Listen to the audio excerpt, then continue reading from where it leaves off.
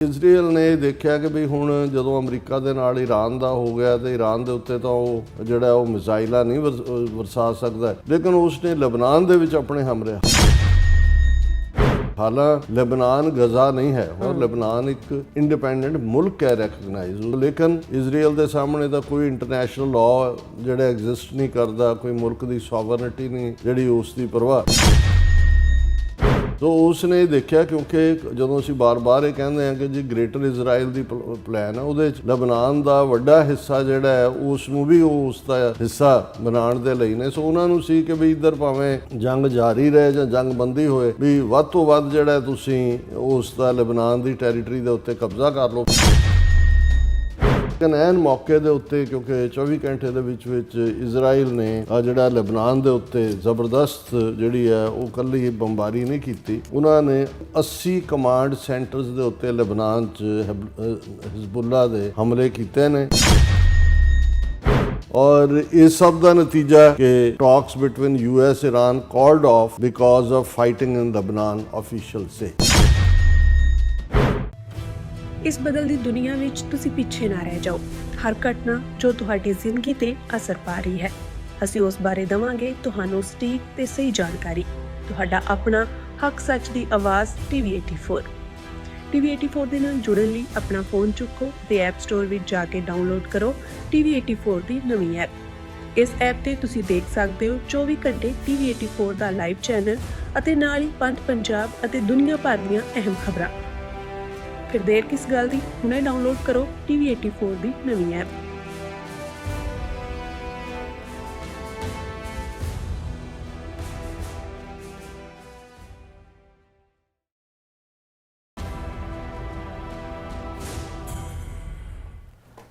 ਵਾਹਿਗੁਰੂ ਜੀ ਕਾ ਖਾਲਸਾ, ਵਾਹਿਗੁਰੂ ਜੀ ਕੀ ਫਤਿਹ। ਅਸਲਾਮ ਵਾਲੇਕਮ, ਆਦਾਬ, ਅਰਜ਼ ਮੈਂ ਤੁਹਾਡੀ ਹੋਸਟ ਅਨੀਲ ਕੌਰ ਤੇ ਮੈਂ TV84 ਸਾਰੇ ਦਰਸ਼ਕਾਂ ਤੇ ਸਰੋਤਿਆਂ ਨੂੰ ਜੀ ਆਇਆਂ ਕਹਿੰਦੀ ਆ ਪ੍ਰੋਗਰਾਮ ਸੱਚੋ ਸੱਚ ਵਿੱਚ, ਜਿਹੜੇ ਇਸ ਪ੍ਰੋਗਰਾਮ ਨਾਲ ਦੇਸ਼ਾਂ ਵਿਦੇਸ਼ਾਂ ਤੋਂ ਜੁੜ ਚੁੱਕੇ ਨੇ। ਖਾਲਸਾ ਅਫੇਅਰ ਸੈਂਟਰ ਦੇ ਸੰਚਾਲਕ ਡਾਕਟਰ ਅਮਰ ਸਿੰਘ ਜੀ ਸਟੂਡੀਓ 'ਚ ਮੇਰੇ ਨਾਲ ਸ਼ਾਮਿਲ ਨੇ। ਉਹਨਾਂ ਨਾਲ ਗੱਲਬਾਤ ਕਰਕੇ ਅੱਜ ਦੇ ਮਿਸ਼ਨ ਉਹਨਾਂ ਤੋਂ ਉਹਨਾਂ ਦਾ ਤਬਸਰਾ ਜਾਣਦੇ ਹਾਂ। ਜੀ ਡਾਕਟਰ ਸਾਹਿਬ, ਵਾਹਿਗੁਰੂ ਜੀ ਕਾ ਖਾਲਸਾ, ਵਾਹਿਗੁਰੂ ਜੀ ਕੀ ਫਤਿਹ। ਹਾਂ ਜੀ ਨੀਲਮ ਕੌਰ ਜੀ, ਤੁਹਾਨੂੰ ਵੀ ਤੇ ਦੁਨੀਆ ਭਰ 'ਚ ਬੈਠੇ ਸਾਡੇ ਬਹੁਤ ਹੀ ਪਿਆਰੇ, ਸੋਹਣੇ, ਸਿਆਣੇ, ਸੁਨੱਖੇ TV84 ਦੇ ਵਿਊਅਰਸ ਨੂੰ ਵੀ ਵਾਹਿਗੁਰੂ ਜੀ ਕਾ ਖਾਲਸਾ, ਵਾਹਿਗੁਰੂ ਜੀ ਕੀ ਫਤਿਹ। ਸਾਡੇ ਬਹੁਤ ਹੀ ਪਿਆਰੇ ਮੁਸਲਮਾਨ ਭੈਣਾਂ ਭਰਾਵਾਂ ਨੂੰ ਅਸਲਾਮ ਅਲੈਕਮ। ਗੰਗਾ ਜਮਨੀ ਤਹਿਜ਼ੀਬ ਦੇ ਹਿੰਦੂ ਤਵੀਆਂ ਨੂੰ ਨਮੋ ਨਮੇ ਤੇ ਹੋਰ ਸਭ ਵੀਰਾਂ ਭੈਣਾਂ ਨੂੰ ਆਦਾਬ ਅਰਜ਼। ਜੀ ਡਾਕਟਰ ਸਾਹਿਬ, ਜੀ ਆਇਆਂ ਨੂੰ ਪ੍ਰੋਗਰਾਮ ਸੱਚੋ ਸੱਚ ਵਿੱਚ। ਬਹੁਤ ਧੰਨਵਾਦ ਜੀ ਡਾਕਟਰ ਸਾਹਿਬ, ਅੱਜ 19 ਜੂਨ 2026 5 ਹਾੜ ਨਾਨਕਸ਼ਾਹੀ ਸੰਮਤ 558 ਦਾ ਦਿਨ ਹੈ ਤੇ ਡਾਕਟਰ ਸਾਹਿਬ ਪ੍ਰੋਗਰਾਮ ਸ਼ੁਰੂ ਕਰਨ ਤੋਂ ਪਹਿਲਾਂ ਅਸੀਂ ਦਰਸ਼ਕਾਂ ਤੇ ਸਰੋਤਿਆਂ ਨੂੰ ਹਮੇਸ਼ਾ ਤਰ੍ਹਾਂ ਦੱਸਦੇ ਵਿਊਅਰਸ, ਜੇ ਤੁਸੀਂ ਹੱਕ ਸੱਚ ਇਨਸਾਫ ਤੇ ਪੈਰਾ ਦਿੰਦਾ ਇੱਕੋ ਇੱਕ ਚੈਨਲ TV84 ਨੂੰ ਦੇਖਣਾ ਚਾਹੁੰਦੇ ਹੋ ਤਾਂ ਤੁਸੀਂ ਦੇਖ ਸਕਦੇ ਹੋ ਸਪੈਕਟਰਮ ਕੇਬਲ, RCN ਕੇਬਲ, ਬਲਬ ਫਰਮ ਕੈਨੇਡਾ, roku, ਜਾਦੂ ਬਾਕਸ, ਸ਼ਾਵਾ, ਫੇਸਬੁੱਕ TV84 ਦੀ ਐਪ ਰਾਹੀਂ online streaming and IP box ਤੇ ਤੁਸੀਂ TV84 ਨੂੰ ਦੇਖ ਸਕਦੇ ਹੋ। ਵਿਊਅਰਸ, ਜੇ ਤੁਸੀਂ TV84 ਨਾਲ ਜਾਂ ਪ੍ਰੋਗਰਾਮ ਸੱਚੋ ਸੱਚ ਨਾਲ ਫੇਸਬੁੱਕ ਰਾਹੀਂ ਜੁੜੇ ਤਾਂ ਇਸ ਨੂੰ ਵੱਧ ਲਾਈਕ ਕਰੋ ਤੇ ਸ਼ੇਅਰ ਕਰੋ ਅਤੇ ਨਾਲ ਹੀ YouTube ਤੇ ਸਬਸਕ੍ਰਾਈਬ ਵੀ ਕਰੋ। ਇਹ ਵੀ ਦੱਸ ਦਿਓ ਕਿ ਤੁਸੀਂ TV84 ਦੇ ਐਪ ਨੂੰ ਐਂਡਰੋਇਡ ਐਂਡ ਐਪ ਸਟੋਰ ਤੇ ਡਾਊਨਲੋਡ ਕਰਕੇ ਜੋ TV84 ਦੀ ਲਾਈਵ ਸਟ੍ਰੀਮ ਹੈ ਇਸ ਨੂੰ ਤੁਸੀਂ 24 ਆਵਰਸ ਦੇਖ ਸਕਦੇ ਹੋ। ਸੋ ਵਿਊਅਰਸ, ਪ੍ਰੋਗਰਾਮ ਦੀ ਸ਼ੁਰੂਆਤ ਕਰਨ ਜਾ ਰਹੇ ਹਾਂ। ਇਸ ਵੀਕ ਦਾ ਅਖੀਰਲਾ ਪ੍ਰੋਗਰਾਮ ਕਰਨ ਜਾ ਰਹੇ ਹਾਂ। ਅਰਦਾਸ ਤੇ ਦੁਆ ਕਰਾਂਗੇ ਜਿਹੜਾ ਤੁਹਾਡਾ ਵੀਕਐਂਡ ਹੈ ਉਹ ਬਹੁਤ ਹੀ ਵਧੀਆ ਗੁਜ਼ਰੇ। ਸੋ ਹਮੇਸ਼ਾ ਤਰ੍ਹਾਂ ਆਪਣੇ ਪ੍ਰੋਗਰਾਮ ਦੀ ਸ਼ੁਰੂਆਤ ਕਰਾਂਗੇ ਅੱਜ ਦੀ ਸਪਾਂਸਰਸ਼ਿਪ ਦੇ ਵਾਲੇ ਨਾਲ ਕਿ ਅੱਜ ਦੇ ਪ੍ਰੋਗਰਾਮ ਸੱਚੋ ਸੱਚ ਨੂੰ ਸਪਾਂਸਰ ਕੀਤਾ ਗਿਆ ਡਾਲਸ ਟੈਕਸਸ ਤੋਂ ਸਰਦਾਰ ਨਰਿੰਦਰ ਸਿੰਘ ਸੇਖੋ ਜੀ ਹੋਰਾਂ ਨੂੰ। ਸੋ ਇਹਨਾਂ ਨੇ TV84 ਦੇ ਕੰਮ ਦੀ ਸ਼ਲਾਘਾ ਕੀਤੀ ਹੈ ਔਰ ਖਾਲਸਾ ਦੀ ਪ੍ਰਾਪਤੀ ਤੇ ਸਿੱਖ ਕੌਮ ਦੀ ਚੜ੍ਹਦੀ ਕਲਾ ਦੀ ਅਰਦਾਸ ਕੀਤੀ ਹੈ। ਸੋ ਅੱਜ ਦੀ ਸਪਾਂਸਰਸ਼ਿਪ ਲਈ ਅਸੀਂ ਸਰਦਾਰ ਨਰਿੰਦਰ ਸਿੰਘ ਸੇਖੋ ਜੀ ਹੋਰਾਂ ਦਾ ਤਹਿ ਦਿਲ ਤੋਂ ਧੰਨਵਾਦ ਕਰਦੇ ਹਾਂ ਔਰ ਤੁਹਾਨੂੰ ਵੀ ਅਪੀਲ ਤੇ ਬੇਨਤੀ ਕਰਦੇ ਹਾਂ ਕਿ ਤੁਸੀਂ ਪ੍ਰੋਗਰਾਮ ਸੱਚੋ ਸੱਚ ਨੂੰ ਵੱਧ ਤੋਂ ਵੱਧ ਸਪਾਂਸਰ ਕਰੋ। ਸਪਾਂਸਰਸ਼ਿਪ ਲਈ ਤੁਸੀਂ ਸਾਨੂੰ ਕਾਲ ਕਰ ਸਕਦੇ ਸਾਡੇ ਫੋਨ ਨੰਬਰ ਤੇ 5166191984। ਸੇਮ ਨੰਬਰ ਤੇ WhatsApp ਕਰ ਸਕਦੇ ਹੋ। ਤੁਸੀਂ ਸਾਨੂੰ ਈਮੇਲ ਵੀ ਕਰ ਸਕਦੇ ਹੋ info@tv84.tv ਤੇ। ਸੋ ਵੀਅਰਸ, ਪਹਿਲੇ ਸੈਗਮੈਂਟ ਵਿੱਚ ਆਪਾਂ ਗੱਲਬਾਤ ਕਰਨ ਜਾ ਰਹੇ ਹਾਂ ਈਰਾਨ ਤੇ ਅਮਰੀਕਾ ਦੇ ਹਵਾਲੇ ਨਾਲ ਕਿ America Iran memo of understanding ਦੀ ਅਜੇ ਚੱਜ ਨਾਲ ਕੁੰਡ ਚੁਕਾਈ ਵੀ ਨਹੀਂ ਸੀ ਹੋਈ ਕਿ ਇਜ਼ਰਾਈਲ ਨੇ ਇਸ ਵਿੱਚ ਫਾਨਾ ਠੋਕਣ ਦੀ ਹਰਕਤ ਕੀਤੀ ਹੈ। ਸੋ ਸਵਿਟਜ਼ਰਲੈਂਡ ਵਿੱਚ ਗੱਲਬਾਤ ਸ਼ੁਰੂ ਹੋਣ ਤੋਂ ਪਹਿਲਾਂ ਹੀ ਇਜ਼ਰਾਈਲ ਨੇ ਲੈਬਨਾਨ ਤੇ ਤਾਬੜਤੋੜ ਹਮਲੇ ਕੀਤੇ ਜਿਸ ਵਿੱਚ 18 ਲੈਬਨਾਨੀ ਅਤੇ 4 ਇਜ਼ਰਾਈਲੀ ਫੌਜੀ ਮਾਰੇ ਗਏ। ਇਰਾਨੀ ਡੈਲੀਗੇਸ਼ਨ ਨੇ ਗੱਲਬਾਤ ਵਿੱਚ ਸ਼ਾਮਲ ਹੋਣ ਤੋਂ ਇਹ ਕਹਿ ਕੇ ਇਨਕਾਰ ਕਰ ਦਿੱਤਾ ਕਿ ਪਹਿਲਾਂ ਲਿਬਨਾਨ ਵਿੱਚ ਜੰਗਬੰਦੀ ਕਰਵਾਓ। ਔਰ ਇਸ ਬਾਰੇ ਆਪਾਂ ਗੱਲਬਾਤ ਕਰਨ ਜਾ ਰਹੇ ਹਾਂ। ਸੋ ਅਸੀਂ ਚਾਹਾਂਗੇ ਕਿ ਤੁਸੀਂ ਇਸੇ ਤਰ੍ਹਾਂ ਬੜੇ ਨਾਲ ਦੇਖਣ ਸੁਣ ਲਈ ਤੁਹਾਡਾ ਸਭ ਦਾ ਬਹੁਤ ਬਹੁਤ ਧੰਨਵਾਦ ਜੀ। ਡਾਕਟਰ ਸਾਹਿਬ ਕੀ ਕਹਿਣਾ ਚਾਹੋਗੇ? ਸਭ ਤੋਂ ਪਹਿਲਾਂ ਤਾਂ ਅੱਜ ਦੇ ਪ੍ਰੋਗਰਾਮ ਨੂੰ ਸਪਾਂਸਰ ਕਰਨ ਲਈ ਅਸੀਂ ਵੀਰ ਨਰਿੰਦਰ ਸਿੰਘ ਸੇਖੋਂ ਸਮੁੱਚੇ ਪਰਿਵਾਰ ਦਾ ਬਹੁਤ-ਬਹੁਤ ਧੰਨਵਾਦ ਕਰਦੇ ਹਾਂ। ਡੈਲਸ ਬੇਸਡ ਇਹ ਪਰਿਵਾਰ ਇੱਕ ਆਦਰਸ਼ ਆਈਡੀਅਲ ਪਰਿਵਾਰ ਹੈ ਔਰ ਜਦੋਂ ਤੁਸੀਂ ਇਹਨਾਂ ਦੇ ਘਰ ਵੀ ਜਾਂਦੇ ਹੋ ਇਹ ਬੜੇ ਪਿਆਰ ਨਾਲ ਤਾਜ਼ੇ ਆਪਣੇ ਖੇਤਾਂ ਦੇ ਗੰਨੇ ਵੇਲਣਾ ਵੀ ਲਾਇਆ ਹੋਇਆ, ਉਸ ਦਾ ਰਸ ਵੀ ਪਿਆਉਂਦੇ ਨੇ। ਹੋਰ ਵੀ ਹਰ ਚੀਜ਼ ਜਿਹੜੀ ਹੈ ਤੁਹਾਨੂੰ ਇੱਕ ਆਪਣੇ ਪਿੰਡ ਜਾਂ ਆਪਣਾ ਉਹ ਸਾਰਾ ਉਸ ਦਾ ਜਿਹੜਾ ਉਹ ਤੁਸੀਂ ਰੀਵਿਜ਼ਿਟ ਕਰਦੇ ਹੋ, ਲੱਗਦਾ ਵੀ ਪੰਜਾਬ ਦੀ ਧਰਤੀ ਤੇ ਤੁਸੀਂ ਬੈਠੇ ਹੋ। ਔਰ ਇਸ ਪਰਿਵਾਰ ਦੀ ਸੰਘਰਸ਼ ਦੇ ਵਿੱਚ ਬਹੁਤ ਵੱਡੀ ਦੇਣ ਹੈ ਸਾਡੀਆਂ ਜੁਝਾਰੂ ਜਥੇਬੰਦੀਆਂ ਚੋਂ ਇੱਕ ਪ੍ਰਮੁੱਖ ਜਥੇਬੰਦੀ ਖਾਲਿਸਤਾਨ ਲਿਬਰੇਸ਼ਨ ਫੋਰਸ, ਉਹਨਾਂ ਦੇ ਆਗੂ ਡਾਕਟਰ ਪ੍ਰੀਤਮ ਸਿੰਘ ਸੇਖੋਂ ਜਿਹੜੇ ਵੈਟਰਨੇਰੀਅਨ ਸਨ, ਇਹਨਾਂ ਦੇ ਪਰਿਵਾਰ ਨਾਲ ਹੀ ਸੰਬੰਧ ਹੈ। ਔਰ ਇਹਨਾਂ ਦੇ ਸਕੇ ਭਰਾਤਾ ਵੀ ਜਿਹੜੇ ਨੇ ਉਹਨਾਂ ਨੇ ਡਾਕਟਰ ਸੇਖੋਂ ਦੇ ਨਾਲ ਹੀ ਸੇਵਾ ਨਿਭਾਉਂਦਿਆਂ ਜਿਹੜਾ ਉਹ ਸ਼ਹੀਦੀ ਦਿੱਤੀ ਹੈ। ਔਰ ਇਸ ਸਭ ਦੇ ਬਾਵਜੂਦ ਕਿਉਂ ਜਦੋਂ ਸੰਘਰਸ਼ ਦੇ ਵਿੱਚ ਥਰਡ ਐਲੀਮੈਂਟ ਵੀ ਆ ਕੇ ਰਲਦਾ ਹੈ, ਕਈ ਵਾਰ ਤੁਹਾਡੇ ਚੰਗੇ ਕਾਰਨਾਮਿਆਂ ਨੂੰ ਵੀ ਨੈਗੇਟਿਵ ਬ੍ਰਸ਼ ਦੇ ਨਾਲ ਪੇਂਟ ਕਰਨ ਦੀ ਕੋਸ਼ਿਸ਼ ਕੀਤੀ ਜਾਂਦੀ ਹੈ। ਪਰ ਉਹ ਪਰਿਵਾਰ ਜਿਨ੍ਹਾਂ ਨੇ ਇਸ ਕਿਸਮ ਦੀ ਇਲਜ਼ਾਮਬਾਜ਼ੀ ਵੀ ਝੱਲੀ ਹੁੰਦੀ ਹੈ, ਆਪਣੇ ਪਰਿਵਾਰ ਦਾ ਜੀਅ ਵੀ ਜਿਹੜਾ ਉਹ ਕੁਰਬਾਨ ਕੀਤਾ ਹੁੰਦਾ ਹੈ, ਉਹਨਾਂ ਦੇ ਲਈ ਕਈ ਵਾਰ ਜਿਹੜੇ ਕਮਜ਼ੋਰ ਹੁੰਦੇ ਨੇ ਉਹ ਡੋਲ ਵੀ ਜਾਂਦੇ ਨੇ ਕਿ ਜੀ ਜੇ ਇਹੀ ਕੁਝ ਸਾਡੇ ਤੇ ਬਾਰੇ ਹੋਣਾ ਤੇ ਇਸ ਪਾਸੇ ਅਸੀਂ ਕਿਉਂ ਤੁਰਨਾ ਹੈ। ਪਰ ਉਹ ਵੀ ਨੇ ਜਿਨ੍ਹਾਂ ਨੂੰ ਇਹ ਪਤਾ ਹੈ ਕਿ ਭਾਈ ਅਲਟੀਮੇਟਲੀ ਇਹ ਖੇਡ ਇਸ਼ਕ ਦੀ ਹੈ, ਗੁਰੂ ਨੂੰ ਰਿਝਾਣਾ ਹੈ। ਇਸ ਰਸਤੇ ਤੇ ਤੁਰਦਿਆਂ ਆਲਾ ਦੁਆਲਾ ਕੀ ਕਹੇਗਾ, ਤੁਹਾਡੇ ਆਪਣੇ ਕੀ ਕਹਿਣਗੇ, ਉਹ ਈਰਖਾ ਵਸ ਹੈ ਜਾਂ ਕਈ ਵਾਰ ਮਿਸ ਇਨਫੋਰਮੇਸ਼ਨ ਦਾ ਜਿਹੜਾ ਦੌਰ ਹੈ ਉਸ ਦੇ ਵਿੱਚ ਵੀ, ਤੇ ਕਈ ਵਾਰ ਅਸੀਂ ਆਪਣੀ ਕੁਨਬਾ ਪ੍ਰਸਤੀ ਦੇ ਵਿੱਚ ਵੀ ਆਪਣਿਆਂ ਨੂੰ ਸੇਵ ਕਰਨ ਲਈ ਦੂਸਰਿਆਂ ਦੇ ਖਾਤੇ ਦੇ ਵਿੱਚ ਜਿਹੜਾ ਕਈ ਕੁਝ ਪਾ ਦਿੰਦੇ। ਲੇਕਿਨ ਇਹ ਬੜੇ ਸਜਗ ਨੇ ਹਰ ਪੱਖੋਂ, ਸਿੱਖੀ ਮਰਿਆਦਾ ਪੱਖੋਂ, ਸਿੱਖੀ ਥਾਟ ਪੱਖੋਂ, ਖਾਲਿਸਤਾਨ ਦੇ ਕੌਜ਼ ਪੱਖੋਂ, ਔਰ ਸਾਡੇ ਨਾਲ ਇੰਤਹਾ ਮੁਹੱਬਤ ਕਰਦੇ ਨੇ। ਕੋਈ ਵੀ ਵਿਜ਼ਿਟ ਸਾਡੀ ਜਿਹੜੀ ਹੈ ਡੈਲਸ ਦੀ ਇਹਨਾਂ ਦੇ ਨਾਲ ਮੁਲਾਕਾਤ ਤੋਂ ਬਿਨਾਂ ਮੁਕੰਮਲ ਨਹੀਂ ਹੁੰਦੀ। ਔਰ ਅਸੀਂ ਹੁਣ ਵੀ ਕਿਉਂਕਿ ਡਾਕਟਰ ਰਣਜੀਤ ਸਿੰਘ ਹੋਰਾਂ ਦੀ ਯਾਦ ਨੂੰ ਸਮਰਪਿਤ ਸਮਾਗਮ ਦੇ ਵਿੱਚ ਇਹਨਾਂ ਦੀ ਸ਼ਮੂਲੀਅਤ ਵੀ ਸੀ। ਉਸ ਤੋਂ ਇੱਕ ਦਿਨ ਪਹਿਲਾਂ ਵੀ ਭਾਈ ਗੋਬਿੰਦਰ ਸਿੰਘ ਹੋਰਾਂ ਦੇ ਗ੍ਰਹਿ ਵਿਖੇ ਇਕੱਠੇ ਹੋਏ, ਵਿਚਾਰਾਂ ਹੋਈਆਂ। ਔਰ ਲਗਾਤਾਰਤਾ ਨਾਲ ਜਿਹੜਾ ਇਹ ਕਿਰਤ ਕਰਨ ਵਾਲੇ ਗੁਰਸਿੱਖ ਨੇ, ਇਹਨਾਂ ਦਾ ਬੜਾ ਪਿਆਰਾ ਪਰਿਵਾਰ ਹੈ, ਬੜੀਆਂ ਪਿਆਰੀਆਂ ਬੱਚੀਆਂ, ਬੇਟਾ, ਪੂਰੇ ਜਿਹੜੇ ਹਰ ਪੱਖੋਂ ਨਿਪੁੰਨ। ਔਰ ਮੈਨੂੰ ਹਮੇਸ਼ਾ ਹੀ ਇਹ ਹੁੰਦਾ ਹੈ ਕਿ ਭਾਈ ਜਿਨ੍ਹਾਂ ਪਰਿਵਾਰਾਂ ਨੇ ਸੰਘਰਸ਼ ਦੇ ਵਿੱਚ ਆਪਣਾ ਹਿੱਸਾ ਪਾਇਆ ਜਾਂ ਜਿਹੜੇ ਬਾਹਰ ਵੀ ਜਿਹੜੇ ਐਕਟਿਵਿਸਟ, ਭਾਵੇਂ ਫੈਡਰੇਸ਼ਨ ਦੇ ਜਿਹੜੇ ਸਾਡੇ ਆਗੂ ਜਾਂ ਸਰਕਰਦਾ ਵਰਕਰ ਰਹੇ ਜਾਂ ਸਿੱਖ ਯੂਥ ਆਫ ਅਮਰੀਕਾ ਦੇ ਜਾਂ ਦੂਸਰਿਆਂ ਦੇ, ਕਿ ਜੇ ਉਹਨਾਂ ਦੇ ਪਰਿਵਾਰਾਂ ਦੇ ਵਿੱਚ ਅੱਗੋਂ ਬੱਚੇ ਬੱਚੀਆਂ ਸਿੱਖੀ ਸਰੂਪ 'ਚ ਨਹੀਂ ਨੇ ਜਾਂ ਉਹਨਾਂ ਵੈਲਿਊਜ਼ ਦੀ ਕਮੀ ਹੈ ਜਿਹਦੇ ਲਈ ਪੇਰੈਂਟਸ ਖਲੋਤੇ, ਤੇ ਮੈਨੂੰ ਇਹ ਕਿਤੇ ਨਾ ਕਿਤੇ ਇੱਕ ਫੇਲਿਅਰ ਲੱਗ ਰਹੀ ਹੁੰਦੀ ਹੈ। ਤੇ ਉਹਨਾਂ ਪਰਿਵਾਰਾਂ ਨੂੰ ਮਿਲ ਕੇ ਮੈਨੂੰ ਬਹੁਤ ਖੁਸ਼ੀ ਹੁੰਦੀ ਹੈ ਕਿ ਜਿਨ੍ਹਾਂ ਨੇ ਖੁਦ ਵੀ ਜਿਹੜਾ ਉਹ ਯੋਗਦਾਨ ਪਾਇਆ, ਅੱਜ ਵੀ ਖੜੇ ਨੇ ਔਰ ਉਹਨਾਂ ਦੇ ਅੱਗੋਂ ਬੱਚੇ ਬੱਚੀਆਂ ਵੀ ਇਸ ਪੱਖ ਤੋਂ ਜਿਹੜਾ ਹੈ ਉਹ ਨਾਲ ਜੁੜੇ ਹੋਏ ਨੇ। ਸੋ ਅਸੀਂ ਵੀਰ ਨਰਿੰਦਰ ਸਿੰਘ ਸੇਖੋਂ ਸਮੁੱਚੇ ਪਰਿਵਾਰ ਦਾ ਸ਼ੁਕਰੀਆ ਅਦਾ ਕਰਦੇ ਹਾਂ। ਦੇਖੋ, ਕੱਲ੍ਹ ਵੀ ਅਸੀਂ ਇੱਕ ਤਸੱਲੀ ਦਾ ਇਜ਼ਹਾਰ ਕੀਤਾ ਸੀ ਉਸ ਤੋਂ ਇੱਕ ਦਿਨ ਪਹਿਲਾਂ ਦੇ ਪ੍ਰੋਗਰਾਮ 'ਚ ਵੀ ਕਿ ਭਾਈ ਜਿਸ ਨੂੰ ਉਹ ਇੱਕ ਉਰਦੂ ਦੀ ਲਾਈਨ ਹੁੰਦੀ ਸੀ ਕਿ ਕੁਫਰ ਟੂਟਾ ਖੁਦਾ ਖੁਦਾ ਕਰਕੇ, ਕਿ ਭਾਈ ਫਾਈਨਲੀ ਜਿਹੜੀ ਜੰਗ ਈਰਾਨ ਦੇ ਖਿਲਾਫ ਅਮਰੀਕਾ ਇਜ਼ਰਾਈਲ ਨੇ 28 ਫਰਵਰੀ ਨੂੰ ਵਿੱਢੀ, ਲਗਭਗ 39 ਦਿਨ ਚੱਲੀ ਉਸ ਲੜਾਈ ਤੋਂ ਬਾਅਦ 40ਵੇਂ ਦਿਨ ਸ਼ਾਂਤੀ ਸਮਝੌਤਾ ਜਾਂ ਜੰਗਬੰਦੀ ਸਮਝੌਤਾ ਹੋਇਆ। ਉਸ ਦੇ ਵਿੱਚ ਵੀ 8 ਅਪ੍ਰੈਲ ਤੋਂ ਬਾਅਦ ਵੀ ਜਿਹੜਾ ਹੈ ਉਹ ਵਿੰਗ ਟਰਿੰਗ ਹੁੰਦਾ ਰਿਹਾ, ਕਦੇ ਬਲੌਕੇਡ ਹੋ ਗਿਆ, ਕਦੇ ਉਹਨਾਂ ਨੇ ਇੱਕ ਦੋ ਉਧਰ ਸ਼ਾਟ ਕਰਤੇ, ਉਹਨਾਂ ਨੇ ਮਿਜ਼ਾਈਲਾਂ ਉਧਰ ਫਾਇਰ ਕਰਤੀਆਂ।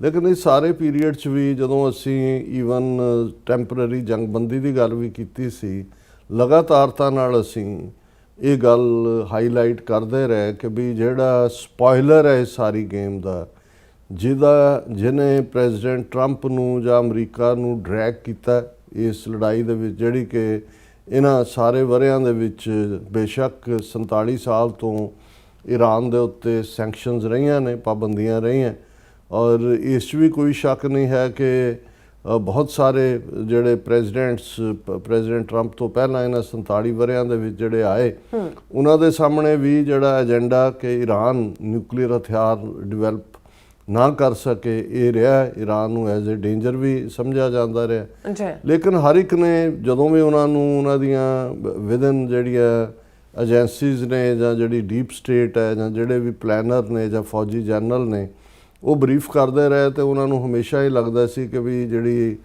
ਜੀਓਗ੍ਰਾਫੀਕਲ ਲੋਕੇਸ਼ਨ ਹੈ ਈਰਾਨ ਦੀ ਜਾਂ ਵਿਦਨ ਕੰਟਰੀ ਉਹਨਾਂ ਦਾ ਜੀਓਗ੍ਰਾਫੀ ਹੈ ਜਾਂ ਦੂਸਰਾ ਹੈ, ਉਸ 'ਚ ਕੋਈ ਵੀ ਸਿੱਧੇ ਤੌਰ ਦੇ ਉੱਤੇ ਟਕਰਾਅ ਉਹ ਸਾਡੇ ਹੱਕ ਦੇ ਵਿੱਚ ਨਹੀਂ ਜਾਏਗਾ। ਸੋ ਸੈਂਕਸ਼ਨਸ ਨਾਲ ਜਾਂ ਇੱਧਰੋਂ ਉੱਧਰੋਂ ਉਹਨੂੰ ਕਰਕੇ ਇੱਕ ਦਬਾਅ ਹੇਠ ਰੱਖਿਆ ਗਿਆ ਕਿ ਉਹ ਨਿਊਕਲੀਅਰ ਹਥਿਆਰ ਡਿਵੈਲਪ ਨਾ ਕਰ ਸਕੇ, ਔਰ ਉਹਦੇ 'ਚ ਉਹ ਕਾਮਯਾਬ ਵੀ ਹੋਏ। ਔਰ 2015 'ਚ ਜਦੋਂ ਇਹ ਲੱਗਦਾ ਸੀ ਕਿ ਉਹਨਾਂ ਦੇ ਕੋਲ ਆਲਮੋਸਟ 50-55% ਦੇ ਨੇੜੇ ਤੇੜੇ ਐਨਰਿਚਡ ਯੂਰੇਨੀਅਮ ਹੈ, ਉਦੋਂ ਪ੍ਰੈਜ਼ੀਡੈਂਟ ਓਬਾਮਾ ਦੇ ਪੀਰੀਅਡ ਦੇ ਵਿੱਚ ਯੂਨਾਈਟਿਡ ਨੇਸ਼ਨਸ ਨੂੰ ਇਨਵੋਲਵ ਕਰਕੇ, ਕੁਝ ਯੂਰਪੀਅਨ ਮੁਲਕਾਂ ਨੂੰ ਇਨਵੋਲਵ ਕਰਕੇ ਈਰਾਨ ਦੇ ਨਾਲ ਡੀਲ ਕੀਤੀ ਗਈ, ਜਿਸ ਦੇ ਥੱਲੇ ਕੁਝ ਮਨੀ ਉਹਨਾਂ ਦੀ ਸ਼ਾਇਦ 2-2.5 ਬਿਲੀਅਨ ਰਿਲੀਜ਼ ਕੀਤੀ ਗਈ।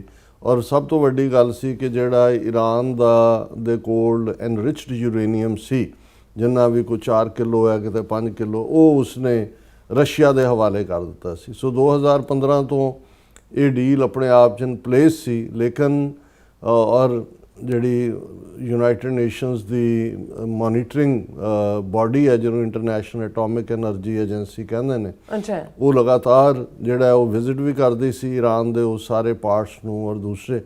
ਲੇਕਿਨ ਜਦੋਂ ਪ੍ਰੈਜ਼ੀਡੈਂਟ ਟਰੰਪ ਦੀ ਪਹਿਲੀ ਟਰਮ ਸ਼ੁਰੂ ਹੋਈ 2016 'ਚ, ਉਹਨਾਂ ਨੇ ਉਸ ਸਮਝੌਤੇ ਨੂੰ ਇਹ ਕਿਹਾ ਵੀ ਇਹ ਬਿਲਕੁਲ ਅਮਰੀਕਾ ਦੇ ਹਿੱਤ 'ਚ ਨਹੀਂ ਹੈ, ਉਹਨਾਂ ਨੂੰ ਟਨਸ ਆਫ ਮਨੀ ਦੇ ਦਿੱਤੀ, ਉਹ ਨਿਊਕਲੀਅਰ ਡਿਵੈਲਪ ਕਰ ਰਿਹਾ ਜਾਂ ਦੂਜੇ। ਸੋ ਕਿਉਂਕਿ 2016 ਤੋਂ ਬਾਅਦ ਆਲਮੋਸਟ ਜਿਹੜੀ ਹੈ ਉਸ ਨੂੰ ਪਾਸੇ ਸੁੱਟਤਾ ਗਿਆ ਸੀ। ਸੋ ਇਸ ਸਾਰੇ ਪੀਰੀਅਡ ਦੇ ਵਿੱਚ, ਕਿਉਂਕਿ ਉਸ ਸਮਝੌਤੇ ਜੋ ਨਿਕਲਣ ਤੋਂ ਬਾਅਦ ਈਰਾਨ ਦੀ ਵੀ ਕੋਈ ਓਬਲੀਗੇਸ਼ਨ ਨਹੀਂ ਸੀ ਕਿ ਉਸਨੇ UN ਦੇ ਇੰਸਪੈਕਟਰਸ ਦਾ ਜਾਂ ਦੂਸਰਾ ਉਹਨਾਂ ਨੂੰ ਵੜਨ ਦੇਣਾ ਜਾਂ ਉਹਨਾਂ ਦੇ ਨਾਲ ਡੀਲ ਕਰਨੀ ਹੈ। ਨਤੀਜੇ ਦੇ ਤੌਰ ਤੇ ਈਰਾਨ ਨੇ ਵਾਪਸ ਜਿਹੜਾ ਯੂਰੇਨੀਅਮ ਐਨਰਿਚਮੈਂਟ ਸ਼ੁਰੂ ਕੀਤਾ, ਔਰ ਜਿਹੜਾ ਹੁਣ ਜਿਹੜੀਆਂ ਖਬਰਾਂ ਨੇ ਜਾਂ ਜਿਹੜਾ ਇਸ ਜੰਗ ਤੋਂ ਪਹਿਲਾਂ ਜਿਹੜਾ ਸੀ ਕਿ ਈਰਾਨ ਕਾਫੀ ਕਲੋਜ਼ ਹੈ ਨਿਊਕਲੀਅਰ ਬਣਾਉਣ ਦੇ, ਕੋਈ 55%, ਕੋਈ 60%, ਕੋਈ 65% ਐਨਰਿਚਮੈਂਟ ਯੂਰੇਨੀਅਮ ਦੀ ਗੱਲ ਕਰਦਾ, ਸ਼ਾਇਦ 75 ਜਾਂ 80% ਦੇ ਨੇੜੇ ਜਦੋਂ ਐਨਰਿਚਡ ਯੂਰੇਨੀਅਮ ਹੁੰਦਾ ਤੇ ਤੁਸੀਂ ਜਿਹੜਾ ਉਸ ਨੂੰ ਨਿਊਕਲੀਅਰ ਦੇ ਵਿੱਚ ਕਨਵਰਟ ਕਰਦੇ ਹੋ। ਹੁਣ ਇਹ ਕਿਉਂਕਿ ਅੱਡ-ਅੱਡ ਰਿਪੋਰਟਾਂ ਨੇ, ਵਰਜ਼ਨ ਵੀ ਅੱਡ-ਅੱਡ ਹੈ, ਅਸੀਂ ਕਿਸੇ ਤੇ ਵੀ ਟਰਸਟ ਨਹੀਂ ਕਰ ਸਕਦੇ, ਕਿਉਂਕਿ ਇਸ ਵੇਲੇ ਲੱਗਦਾ ਵੀ ਸਾਰੇ ਪਾਸੇ ਹੀ ਇੱਕ ਨੈਰੇਟਿਵ ਦੀ ਜੰਗ ਹੈ, ਔਰ ਬਹੁਤ ਸਾਰੇ ਫੈਕਟ ਜਦੋਂ ਜਿਹੜੇ ਓਰੀਜਨਲ ਡਾਕੂਮੈਂਟ ਜਦੋਂ ਡੀਕਲਾਸੀਫਾਈ ਹੁੰਦੇ ਨੇ ਉਦੋਂ ਹੀ ਕੁਝ ਪਤਾ ਲੱਗਦਾ, ਉਦੋਂ ਵੀ ਕੁਝ ਜਿਹੜੇ ਡਾਕੂਮੈਂਟ ਨੇ ਉਹ ਰੋਕ ਲਏ ਜਾਂਦੇ ਨੇ। ਪਰ ਕਟਿੰਗ ਦਾ ਸਟੋਰੀ ਸ਼ਾਰਟ ਕਿ ਇਸ ਹਵਾਲੇ ਦੇ ਨਾਲ ਹੀ ਅਮਰੀਕਾ ਨੂੰ ਡਰੈਗ ਕੀਤਾ ਗਿਆ ਇਜ਼ਰਾਈਲ ਵੱਲੋਂ, ਔਰ ਖ਼ਾਸ ਤੌਰ 'ਤੇ ਇਹ ਕਿ ਜੀ ਰਜੀਮ ਚੇਂਜ ਇੱਕੋ ਹੱਲੇ 'ਚ ਸਾਰੇ ਉੜ ਜਾਣਗੇ ਸਨੇ ਖੁਮੀਨਾਈ ਦੇ, ਔਰ ਬਾਕੀ ਫਿਰ ਕੰਮ ਸੌਖਾ ਹੋਏਗਾ, ਬਦਲ ਜਾਏਗਾ। ਲੇਕਿਨ ਹਾਲਾਤ ਬਿਲਕੁਲ ਡਿਫਰੈਂਟ ਲੈਵਲ 'ਤੇ ਗਏ। ਨਤੀਜੇ ਦੇ ਤੌਰ 'ਤੇ ਮੈਂ ਸਮਝਦਾ ਵੀ ਪ੍ਰੈਜ਼ੀਡੈਂਟ ਟਰੰਪ ਨੇ ਵਾਈਜ਼ ਡਿਸੀਜਨ ਲਿਆ ਇਸ ਪੀਰੀਅਡ 'ਚ। ਬੇਸ਼ੱਕ ਜਿਹੜਾ ਹੈ ਉਹ ਜਿਸ ਨੂੰ ਕਹਿੰਦੇ ਨੇ ਕਿ ਵੀ ਹੂ ਬਲਿੰਕਸ ਫਸਟ ਵਾਂਗ, ਪਹਿਲੇ ਜੰਗਬੰਦੀ ਤੋਂ ਬਾਅਦ ਜਿਹੜਾ ਟਰੂਸ ਉਸ ਦੇ ਵਿੱਚ ਵਾਇਲੇਸ਼ਨਸ ਵੀ ਹੋਈਆਂ, ਲੇਕਿਨ ਇਜ਼ਰਾਈਲ ਨੇ ਦੇਖਿਆ ਕਿ ਵੀ ਹੁਣ ਜਦੋਂ ਅਮਰੀਕਾ ਦੇ ਨਾਲ ਈਰਾਨ ਦਾ ਹੋ ਗਿਆ ਤੇ ਈਰਾਨ ਦੇ ਉੱਤੇ ਤਾਂ ਉਹ ਜਿਹੜਾ ਉਹ ਮਿਜ਼ਾਈਲਾਂ ਨਹੀਂ ਵਰਸਾ ਸਕਦਾ, ਲੇਕਿਨ ਉਸਨੇ ਲਬਨਾਨ ਦੇ ਵਿੱਚ ਆਪਣੇ ਹਮਲੇ, ਹਾਲਾਂ ਲਬਨਾਨ ਗਜ਼ਾ ਨਹੀਂ ਹੈ, ਹੁਣ ਗਜ਼ਾ ਜਾਂ ਵੈਸਟ ਬੈਂਕ ਦੀ ਜਦੋਂ ਅਸੀਂ ਗੱਲ ਕਰਦੇ ਹਾਂ, ਇਹ ਤਾਂ ਲਗਭਗ 99% ਮੁਸਲਮਾਨ ਫਲਸਤੀਨ ਦੇ ਨੇ, ਇਹਨਾਂ ਦੋਨਾਂ ਥਾਵਾਂ ਦੇ ਉੱਤੇ ਵਸੇ ਹੋਏ। ਲਬਨਾਨ ਦੇ ਵਿੱਚ ਲਗਭਗ 40-45% ਜਿਹੜੀ ਆਬਾਦੀ ਆ ਉਹ ਈਸਾਈਆਂ ਦੀ ਆ, ਔਰ ਲਬਨਾਨ ਇੱਕ ਇੰਡੀਪੈਂਡੈਂਟ ਮੁਲਕ ਹੈ, ਰੈਕਗਨਾਈਜ਼, ਉਹਦੀ ਆਪਣੀ ਹਿਸਟਰੀ, ਬੈਰੂਤ, ਔਰ ਜਦੋਂ ਫਸਟ ਵਰਲਡ ਵਾਰ ਤੋਂ ਬਾਅਦ with the notch of the pen ਇਹ ਮੁਲਕ ਕ੍ਰੀਏਟ ਕੀਤੇ ਸੀ ਤੇ ਲਬਨਾਨ ਦੇ ਵਿੱਚ ਲਬਨਾਨ ਫਰਾਂਸ ਨੂੰ ਮਿਲਿਆ ਸੀ, ਫ੍ਰੈਂਚ ਕਾਲੋਨੀ ਸੀ। ਲਬਨਾਨ ਦੇ ਲੋਕਾਂ ਦੀ ਬੋਲੀ ਵੀ ਜਿਹੜੀ ਹੈ ਉਹ ਫ੍ਰੈਂਚ ਹੈ, ਔਰ ਉਹਨਾਂ ਦਾ ਜਿਹੜਾ ਆਪਸੀ ਵੀ ਬੇਸ਼ੱਕ ਟਕਰਾਅ ਵੀ ਹੁੰਦਾ ਹੈ, ਹਿਜ਼ਬੁੱਲਾ ਦਾ ਬੇਸ ਵੀ ਉੱਥੇ ਹੈ, ਲੇਕਿਨ ਜਿਹੜੀ ਗਵਰਨਮੈਂਟ ਹੈ ਉਹਨਾਂ ਦਾ ਪ੍ਰੈਜ਼ੀਡੈਂਟ ਕ੍ਰਿਸਚੀਅਨ ਹੈ, ਔਰ ਉਹਨਾਂ ਦਾ ਆਪਸੀ ਸਮਝੌਤਾ ਹੁੰਦਾ ਕਿ ਇੱਕ ਫੰਕਸ਼ਨਰੀ ਉਹਨਾਂ ਦਾ, ਇੱਕ ਉਹਨਾਂ ਦਾ। ਸੋ ਲੇਕਿਨ ਇਜ਼ਰਾਈਲ ਦੇ ਸਾਹਮਣੇ ਤਾਂ ਕੋਈ ਇੰਟਰਨੈਸ਼ਨਲ ਲਾਅ ਜਿਹੜਾ ਐਗਜ਼ਿਸਟ ਨਹੀਂ ਕਰਦਾ, ਕੋਈ ਮੁਲਕ ਦੀ ਸੋਵਰਨਿਟੀ ਨਹੀਂ ਜਿਹੜੀ ਉਸ ਦੀ ਪਰਵਾਹ। ਸੋ ਉਸ ਨੇ ਇਹ ਦੇਖਿਆ, ਕਿਉਂਕਿ ਜਦੋਂ ਅਸੀਂ ਬਾਰ-ਬਾਰ ਇਹ ਕਹਿੰਦੇ ਹਾਂ ਕਿ ਜੀ ਗ੍ਰੇਟਰ ਇਜ਼ਰਾਈਲ ਦੀ ਪਲਾਨ ਹੈ, ਉਹਦੇ 'ਚ ਲਬਨਾਨ ਦਾ ਵੱਡਾ ਹਿੱਸਾ ਜਿਹੜਾ ਹੈ ਉਸ ਨੂੰ ਵੀ ਉਹ ਉਸ ਦਾ ਹਿੱਸਾ ਬਣਾਉਣ ਦੇ ਲਈ ਨੇ। ਸੋ ਉਹਨਾਂ ਨੂੰ ਸੀ ਕਿ ਵੀ ਇੱਧਰ ਭਾਵੇਂ ਜੰਗ ਜਾਰੀ ਰਹੇ ਜਾਂ ਜੰਗ ਬੰਦੀ ਹੋਏ, ਵੀ ਵੱਧ ਤੋਂ ਵੱਧ ਜਿਹੜਾ ਤੁਸੀਂ ਉਸ ਦਾ ਲਬਨਾਨ ਦੀ ਟੈਰੀਟਰੀ ਦੇ ਉੱਤੇ ਕਬਜ਼ਾ ਕਰ ਲਓ, ਫਿਰ ਕਹੋ ਜੀ ਅਸੀਂ ਤਾਂ ਹੁਣ ਇੱਥੇ ਜਿਹੜਾ ਡਿਊ ਟੂ ਸਿਕਿਉਰਿਟੀ ਰੀਜ਼ਨਸ ਔਰ ਅਸੀਂ ਫਰੰਟਲ ਬਾਰਡਰ ਔਰ ਇਹ ਜਿਹੜਾ ਅਸੀਂ ਪੀਸ ਜ਼ੋਨ ਤੇ ਫਲਾਣਾ ਟਿਮਕਾ ਜੋ ਵੀ ਇਸ ਕਿਸਮ ਦਾ ਜਿਸ ਅੰਦਾਜ਼ ਦੇ ਵਿੱਚ ਉਹਨਾਂ ਨੇ ਇਹ ਟੈਰੀਟਰੀ ਫਤਹ ਕੀਤੀ। ਲੇਕਿਨ ਇਹਦੇ 'ਚ ਵੀ ਕੋਈ ਸ਼ੱਕ ਨਹੀਂ ਹੈ ਕਿ ਈਰਾਨ ਦਾ ਇਹਨਾਂ 47 ਵਰ੍ਹਿਆਂ ਦੇ ਵਿੱਚ ਜਿਹੜਾ ਜਿਸ ਨੂੰ ਇਜ਼ਰਾਈਲ ਔਰ ਅਮਰੀਕਾ ਐਕਸਿਸ ਆਫ ਈਵਲ ਕਹਿੰਦੇ ਨੇ, ਔਰ ਈਰਾਨ ਉਹਨਾਂ ਨੂੰ ਆਪਣੇ ਐਲਾਈ ਕਹਿੰਦਾ, ਜਿਨ੍ਹਾਂ ਦੇ ਵਿੱਚ ਹਿਜ਼ਬੁੱਲਾ ਜਿਹੜਾ ਲਬਨਾਨ ਦੇ ਵਿੱਚ ਜਿਹੜਾ ਵਾਰ ਪ੍ਰੋਕਸੀ ਵਾਰ ਲੜਦਾ ਈਰਾਨ ਦੇ ਬਿਹਾਫ ਤੇ, ਹਮਾਸ ਜਿਹੜਾ ਗਜ਼ਾ ਦੇ ਵਿੱਚ ਜਿਹੜਾ ਉਹ ਪ੍ਰੋਕਸੀ ਵਾਰ ਹੈ, ਔਰ ਇਸੇ ਤਰ੍ਹਾਂ ਹੂਤੀ ਜਿਹੜੇ ਯਮਨ ਦੇ ਵਿੱਚ ਨੇ ਔਰ ਜਿਹੜੇ ਰੈੱਡ ਸੀ ਔਰ ਦੂਸਰੇ ਨੂੰ ਬਲੌਕ ਕਰਨ ਦੀ ਸਮਰੱਥਾ ਰੱਖਦੇ ਨੇ। ਸੋ ਇਹਦੇ 'ਚ ਕੋਈ ਸ਼ੱਕ ਨਹੀਂ ਹੈ ਕਿ ਇਹ ਜਿਹੜੇ ਤਿੰਨੋਂ ਹੀ ਮੈਂ ਜਿਹਨਾਂ ਗਰੁੱਪਾਂ ਦਾ ਨਾਂ ਲਿਆ ਹੈ ਇਹ ਫਾਈਨੈਂਸਡ ਐਂਡ ਟ੍ਰੇਨਡ ਬਾਈ ਈਰਾਨ ਨੇ। ਔਰ ਇਜ਼ਰਾਈਲ ਇਹ ਸਮਝਦਾ ਹੈ ਵੀ ਜਦੋਂ ਤੱਕ ਇਹਨਾਂ ਤਿੰਨਾਂ ਦੀ ਪੂਰੀ ਤਰ੍ਹਾਂ ਖੁੰਬ ਠੱਪੀ ਨਹੀਂ ਜਾਂਦੀ ਜਾਂ ਇਹਨਾਂ ਨੂੰ ਤੁਸੀਂ ਬਿਲਕੁਲ ਬੇਹਥਿਆਰੇ ਨਹੀਂ ਜਿਹੜੇ ਉਹ ਕਰ ਨਹੀਂ ਸਕਿਆ ਹੈ ਇਹਨੇ ਸਭ ਦੇ ਬਾਵਜੂਦ, ਇੰਨਾ ਅਮਰੀਕਾ ਦਾ ਜਿਹੜਾ ਉਹ ਪੂਰਾ ਸਪੋਰਟ ਬੇਸ ਹੋਣ ਦੇ ਬਾਵਜੂਦ। ਲੇਕਿਨ ਇਸ ਸਮਝੌਤੇ ਦੀ ਆੜ 'ਚ ਜਿਉਂ ਹੀ ਇਹ ਅਸੀਂ ਡਿਸਕਸ ਕੀਤਾ ਸੀ ਕਿ ਭਾਈ ਕਾਫੀ ਟਫ ਕੰਮ ਸੀ, ਇਨੀਸ਼ੀਏਟ ਪਾਕਿਸਤਾਨ ਨੇ ਕੀਤਾ, ਉਸ ਦੇ ਵਿੱਚ ਬਾਅਦ ਦੇ ਵਿੱਚ ਜਿਹੜੀ ਸੈਕੰਡ ਫੇਜ਼ ਦਾ ਜਾਂ ਹੁਣ ਵੀ ਜਿਹੜੀ ਕਾਫੀ ਇਨਸਾਈਡ ਡੈਲੀਕੇਟ ਨੈਗੋਸ਼ੀਏਸ਼ਨ ਹੈ ਉਸ ਦੇ ਵਿੱਚ ਕਤਰ ਦਾ ਰੋਲ ਹੈ। ਹਾਲਾਂਕਿ ਸਾਡੇ ਇੱਕ ਪਾਕਿਸਤਾਨੀ ਵਿਊਅਰ ਨੇ ਇੱਕ ਜਾਂ ਦੋ ਨੇ ਸਾਨੂੰ ਲਿਖਿਆ ਜਦੋਂ ਅਸੀਂ ਇਹ ਰਿਕਮੈਂਡ ਕੀਤਾ ਕਿ ਪਾਕਿਸਤਾਨ ਔਰ ਕਤਰ ਨੂੰ 2026 ਦਾ ਨੋਬਲ ਪੀਸ ਪ੍ਰਾਈਜ਼ ਮਿਲਣਾ ਚਾਹੀਦਾ, ਤੇ ਸਾਡੇ ਉਹਨਾਂ ਦੋ ਪਾਕਿਸਤਾਨੀ 2 ਜਾਂ 3 ਲਿਖਤਾਂ ਸੀ ਉਹਦੇ ਥੱਲੇ, ਉਹਨਾਂ ਨੇ ਕਿਹਾ ਜੀ ਤੁਸੀਂ ਕਤਰ ਦਾ ਕਿਉਂ ਨਾ ਲਿਆ, ਤਾਂ ਸਿਰਫ ਪਾਕਿਸਤਾਨ। ਸੋ ਕਈ ਵਾਰ ਸਾਡੀ ਕੋਸ਼ਿਸ਼ ਇਹ ਹੁੰਦੀ ਹੈ ਕਿ ਅਸੀਂ ਇਹ ਦੇਖੀਏ ਕਿ ਵੀ ਵੱਧ ਤੋਂ ਵੱਧ ਜਿਹੜੀ ਜਾਣਕਾਰੀ ਕਿਸ ਹਵਾਲੇ ਨਾਲ ਹੈ, ਔਰ ਇਹਦੇ 'ਚ ਕੋਈ ਸ਼ੱਕ ਨਹੀਂ ਹੈ ਕਿ ਇਨੀਸ਼ੀਏਟ ਪਾਕਿਸਤਾਨ ਨੇ ਕੀਤਾ, ਜ਼ਿੰਮੇਵਾਰੀ ਵੀ ਪਹਿਲਾ ਦੌਰ ਵੀ ਇਸਲਾਮਾਬਾਦ 'ਚ ਹੋਇਆ, ਇਸ ਲਈ ਇਹਦਾ ਨਾਮ ਵੀ ਇਸਲਾਮਾਬਾਦ ਮੈਮੋ ਆਫ ਅੰਡਰਸਟੈਂਡਿੰਗ ਹੀ ਕਿਹਾ ਜਾ ਰਿਹਾ। ਔਰ field marshal awesome Munir president Trump ਦੇ ਫੇਵਰੇਟ ਨੇ, ਸ਼ਹਬਾਜ਼ ਸ਼ਰੀਫ ਸਿਵਿਲੀਅਨ ਐਡਮਿਨਿਸਟ੍ਰੇਸ਼ਨ ਨੇ ਵੀ ਜਦੋਂ ਇਹ ਹੁਣ ਦੀ ਡੀਲ ਵੀ ਹੋਈ ਸਭ ਤੋਂ ਪਹਿਲਾਂ ਸ਼ਹਬਾਜ਼ ਸ਼ਰੀਫ ਨੇ ਇਸ ਦੇ ਉੱਤੇ ਟਵੀਟ ਕੀਤਾ, ਜਿਹਨੂੰ ਰੀਟਵੀਟ ਪ੍ਰੈਜ਼ੀਡੈਂਟ ਟਰੰਪ ਨੇ ਕੀਤਾ। ਲੇਕਿਨ ਜਿਹੜੀ ਇਨਸਾਈਡ ਸਟੋਰੀ ਉਹ ਭਾਵੇਂ ਫਾਈਨੈਂਸ਼ੀਅਲ ਟਾਈਮਸ ਦੀ ਹੈ ਜਾਂ ਬਾਕੀ ਮੀਡੀਆ ਦੀ ਹੈ, ਉਹ ਬਾਅਦ 'ਚ ਨਿਕਲ ਕੇ ਆਈ ਕਿ ਜਦੋਂ ਇੱਕ ਸਟੇਲਮੇਟ ਹੋ ਗਿਆ, ਦੂਸਰਾ ਦੌਰ ਅੱਗੇ ਵੱਧ ਨਹੀਂ ਸੀ ਰਿਹਾ ਜਾਂ ਦੂਜੇ, ਫਿਰ ਕਿਉਂਕਿ ਕਤਰ ਉਹਦੇ ਕੋਲ ਜ਼ਿਆਦਾ ਫਾਈਨਲ ਔਰ ਟਰਸਟ ਲੈਵਲ ਵੀ ਆਪਣੇ ਲੈਵਲ ਦੇ ਉੱਤੇ ਹੁੰਦਾ ਹੈ, ਉਸ ਨੇ ਇਨੀਸ਼ੀਏਟ ਦੁਬਾਰਾ ਕੀਤਾ। ਪਾਕਿਸਤਾਨ ਇਨ ਦਾ ਲੂਪ ਸੀ ਹੈ ਹੁਣ ਵੀ, ਜੇ ਜਨੀਵਾ ਦੇ ਵਿੱਚ ਪ੍ਰੋਪਰ ਜਿਹੜੀ ਕਿ ਸਾਈਨਿੰਗ ਸੈਰੇਮਨੀ ਹੋਣੀ ਸੀ ਉਹਦੇ ਲਈ ਪ੍ਰਾਈਮ ਮਿਨਿਸਟਰ ਸ਼ਹਬਾਜ਼ ਸ਼ਰੀਫ ਔਰ ਦੂਸਰੇ ਆਉਣ ਵਾਲੇ ਸੀ, ਪਰ ਉਹ ਕੈਂਸਲ ਕਰਨੀ ਪਈ। ਹੁਣ ਇਸ ਸਾਰੇ ਦੇ ਬਾਵਜੂਦ ਜਿਹੜਾ ਇਹ ਅੱਗੇ ਵਧਿਆ ਸਮਝੌਤਾ, ਡਿਜੀਟਲ ਸਿਗਨੇਚਰ ਹੋਏ, ਔਰ ਫਿਰ ਪ੍ਰੈਜ਼ੀਡੈਂਟ ਟਰੰਪ ਜਿਹੜੇ ਕਿ G7 ਦੇ ਵਿੱਚ ਸ਼ਮੂਲੀਅਤ ਦੇ ਲਈ ਗਏ ਹੋਏ ਨੇ, ਉਹਨਾਂ ਨੇ ਫਰਾਂਸ ਦੇ ਪ੍ਰੈਜ਼ੀਡੈਂਟ ਐਮਰਲ ਮੈਕਰੋਨ ਦੀ ਪ੍ਰੈਜ਼ੈਂਸ ਦੇ ਵਿੱਚ ਉਹਨਾਂ ਦਾ ਜਿਹੜਾ ਇੱਕ ਬੜਾ ਕੋਈ ਗ੍ਰੇਸਫੁਲ ਉਸ ਦੀ ਇੱਕ ਆਪਣੀ ਹਿਸਟਰੀ ਹੈ ਉਸ ਪਲੇਸ ਦੀ, ਉਸ ਥਾਂ ਦੇ ਉੱਤੇ ਉਹਨਾਂ ਨੇ ਦਸਤਖਤ ਕੀਤੇ। ਔਰ ਤਹਿਰਾਨ ਦੇ ਵਿੱਚ ਜਿਹੜਾ ਈਰਾਨ ਦੇ ਪ੍ਰੈਜ਼ੀਡੈਂਟ ਨੇ ਜਿਹੜਾ ਉਹ ਦਸਤਖਤ ਕੀਤੇ। ਸੋ ਇਹ ਦੌਰ ਇਹ ਸੀ ਕਿ ਵੀ ਇਹ ਮੈਮੋ ਆਫ ਅੰਡਰਸਟੈਂਡਿੰਗ ਦਾ ਜਿਹੜਾ ਪਹਿਲਾ ਪੜਾਅ ਹੈ ਉਹ ਪੂਰਾ ਹੋਇਆ, ਔਰ ਇਹਦਾ ਇੱਕ ਸੀ ਕਿ ਵੀ 40 ਦਿਨਾਂ ਦੇ ਵਿੱਚ ਜਿਹੜੇ ਮੈਮੋ ਆਫ ਅੰਡਰਸਟੈਂਡਿੰਗ ਤਾਂ ਹੁੰਦਾ ਕਿ ਵੀ ਤੁਸੀਂ ਉਹ ਬ੍ਰੌਡਰ ਗਾਈਡਲਾਈਨ ਜਿਹਦੇ ਤਹਿਤ ਗੱਲਬਾਤ ਹੋਏਗੀ, ਇਹ ਕੋਈ ਸਮਝੌਤਾ ਨਹੀਂ ਹੈ। ਇਹ ਜਿਹੜੇ ਇਹਦੇ ਲਫ਼ਜ਼ ਹੀ ਦੱਸਦੇ ਨੇ ਕਿ ਭਾਈ ਇਹ ਮੈਮੋ ਹੈ, ਅੰਡਰਸਟੈਂਡਿੰਗ ਆਪਸ 'ਚ ਸਾਡੀ ਇਹਨਾਂ ਨੁਕਤਿਆਂ ਦੇ ਉੱਤੇ ਜਿਹੜੀ ਹੈ ਉਹ ਸਮਝ ਬਣੀ ਹੈ, ਔਰ ਇਹਨਾਂ ਨੁਕਤਿਆਂ ਦੇ ਉੱਤੇ ਹੀ ਅਸੀਂ ਗੱਲਬਾਤ ਨੂੰ ਅੱਗੇ ਤੋਰਾਂਗੇ। ਔਰ ਫਿਰ ਇਹ ਪਾਰਟ ਸੀ ਕਿ ਇਸ ਤੋਂ ਅਗਲੇ ਸਟੈਪ ਦੇ ਲਈ ਜਿਹੜਾ ਹੈ ਉਹ ਗੱਲਬਾਤ ਜਿਹੜੀ ਆ ਉਹ ਸ਼ੁਰੂ ਹੋਣੀ ਸੀ ਆਲਰੇਡੀ। ਉਸ ਦੇ ਲਈ ਇਹ ਵੀ ਕਨਫਰਮ ਹੋ ਚੁੱਕਾ ਸੀ ਕਿ ਜਿਹੜੇ ਵਾਈਸ ਪ੍ਰੈਜ਼ੀਡੈਂਟ JD ਵੈਂਸ ਨੇ ਉਹ ਸਵਿਟਜ਼ਰਲੈਂਡ ਜਾਣਗੇ ਔਰ ਬਿਲਕੁਲ ਤਿਆਰੀ ਵੀ ਸੀ। ਉੱਧਰੋਂ ਪਾਕਿਸਤਾਨ ਦਾ ਵੀ ਜਿਹੜਾ ਪੂਰਾ ਡੈਲੀਗੇਸ਼ਨ ਆਉਣ ਵਾਲਾ ਸੀ, ਕਤਰ ਵਾਲੇ ਵੀ ਦੂਸਰੇ ਜਿਹੜੇ ਨੇ। ਲੇਕਿਨ ਐਨ ਮੌਕੇ ਦੇ ਉੱਤੇ ਕਿਉਂਕਿ 24 ਘੰਟੇ ਦੇ ਵਿੱਚ ਇਜ਼ਰਾਈਲ ਨੇ ਜਿਹੜਾ ਲਬਨਾਨ ਦੇ ਉੱਤੇ ਜ਼ਬਰਦਸਤ ਜਿਹੜੀ ਹੈ ਉਹ ਇਕੱਲੀ ਬੰਬਾਰੀ ਨਹੀਂ ਕੀਤੀ। ਉਹਨਾਂ ਨੇ 80 ਕਮਾਂਡਸ ਹੈ, ਉਹਨਾਂ ਦਾ ਆਪਣਾ ਦਾਅਵਾ ਹੈ ਉਹਨਾਂ ਦੀ ਇਜ਼ਰਾਈਲ ਡਿਫੈਂਸ ਫੋਰਸਿਸ ਦਾ ਕਿ ਅਸੀਂ 80 ਕਮਾਂਡ ਸੈਂਟਰਸ ਦੇ ਉੱਤੇ ਲਬਨਾਨ 'ਚ ਹਿਜ਼ਬੁੱਲਾ ਦੇ ਹਮਲੇ ਕੀਤੇ ਨੇ, ਟੈਰਰਿਸਟ ਦੀਆਂ ਲਾਂਚ ਪੋਜੀਸ਼ਨਸ ਦੇ ਉੱਤੇ, ਉਹਨਾਂ ਦੇ ਇਨਫਰਾਸਟ੍ਰਕਚਰ ਸਾਈਟ ਦੇ ਉੱਤੇ। ਉਹ ਨਬਾਇਤ ਦੇ ਵਿੱਚ ਵੀ ਹੈ ਐਡੀਸ਼ਨਲ ਏਰੀਆ ਸਾਊਦਰਨ ਲੈਬਨਾਨ। ਔਰ ਜਿਹੜੀਆਂ ਰਿਪੋਰਟਾਂ ਨਿਕਲ ਕੇ ਆਈਆਂ ਨੇ ਉਹ AFP ਦੀ ਹੋਏ ਜਾਂ AP ਦੀ ਹੋਏ ਜਾਂ ਰॉयटर ਦੀ ਹੋਏ ਕਿ 18 ਜਿਹੜੇ ਲੈਬਨਾਨੀ ਨੇ ਉਹ ਮਾਰੇ ਗਏ ਔਰ 4 ਇਜ਼ਰਾਈਲ ਦੇ ਸੋਲਜਰ, ਕਿਉਂਕਿ ਹਿਜ਼ਬੁੱਲਾ ਵੀ ਪੂਰੀ ਉਹਦੇ ਕੋਲ ਫਾਈਟਿੰਗ ਕੈਪੇਬਿਲਿਟੀ ਹੈ, ਉਹ ਫਾਈਟ ਬੈਕ ਕੀਤਾ। ਉਹਨਾਂ ਨੇ 4 ਫੌਜੀ ਈਰਾਨ ਦੇ ਮਾਰੇ ਗਏ, ਜਿਨ੍ਹਾਂ ਦੇ ਇਜ਼ਰਾਈਲ ਦੇ ਮਾਰੇ ਗਏ, ਜਿਨ੍ਹਾਂ ਦੇ ਵਿੱਚ ਇੱਕ ਲੈਫਟੀਨੈਂਟ ਕਰਨਲ ਵੀ ਸ਼ਾਮਲ ਨੇ। ਔਰ ਇਸ ਸਭ ਦਾ ਨਤੀਜਾ ਕਿ talks between US Iran called off because of fighting in Lebanon, officials say।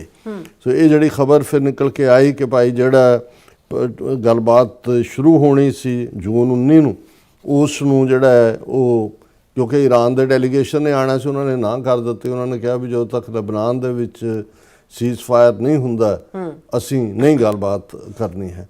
ਹਾਲਾਂਕਿ ਅਸੀਂ ਇਹ ਜ਼ਿਕਰ ਕਰਾਂਗੇ ਕਿ ਇਸ ਤੋਂ ਜਿਹੜੀ ਪੋਜ਼ਿਟਿਵ ਖਬਰ ਜਸਟ ਕੁਝ ਘੰਟੇ ਪਹਿਲਾਂ ਹੈ ਉਹ ਇਹ ਹੈ ਕਿ Israel and Hezbollah agree on ਲਬਨਾਨ ਸੀਜ਼ ਫਾਇਰ, US ਆਫੀਸ਼ੀਅਲ।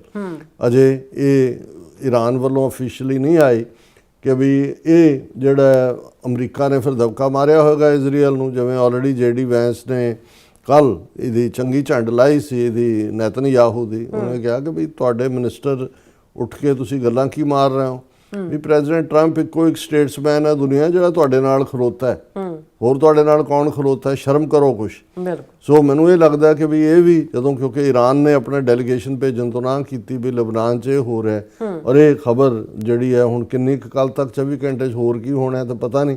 ਲੇਕਿਨ ਇਹ ਸਾਰੀਆਂ AFP ਜਿਹੜੀ ਏਜੰਸੀ ਫ੍ਰੈਂਚ ਪ੍ਰੈਸ ਹੈ ਉਹਨਾਂ ਨੇ ਕਿਹਾ ਕਿ ਭਾਈ ਇਹ 4 ਵਜੇ 4 PM ਜਿਹੜਾ ਇਹ ਸੀਜ਼ ਫਾਇਰ ਹੋਇਆ ਹਿਜ਼ਬੁੱਲਾ ਔਰ ਇਜ਼ਰਾਈਲ ਦੇ ਵਿਚਾਲੇ, ਕਿਉਂਕਿ ਇਸ ਤੋਂ ਪਹਿਲਾਂ ਜਿਹੜਾ ਸੀਜ਼ ਫਾਇਰ ਸੀ ਉਹ ਲਬਨਾਨ ਦੇ ਪ੍ਰੈਜ਼ੀਡੈਂਟ ਔਰ ਇਜ਼ਰਾਈਲ ਦੇ ਵਿਚਾਲੇ ਸੀ। ਹਾਲਾਂਕਿ ਗਰਾਊਂਡ ਦੇ ਉੱਤੇ ਬੇਸ਼ੱਕ ਲਬਨਾਨ ਦੀ ਆਪਣੀ ਫੌਜ ਵੀ ਹੈ ਪਰ ਉਹਨਾਂ ਦੀ ਕੋਈ ਬਹੁਤੀ ਔਕਾਤ ਨਹੀਂ ਹੈ, ਰੀਅਲ ਤਾਕਤ ਹਿਜ਼ਬੁੱਲਾ ਦੇ ਕੋਲ ਹੈ।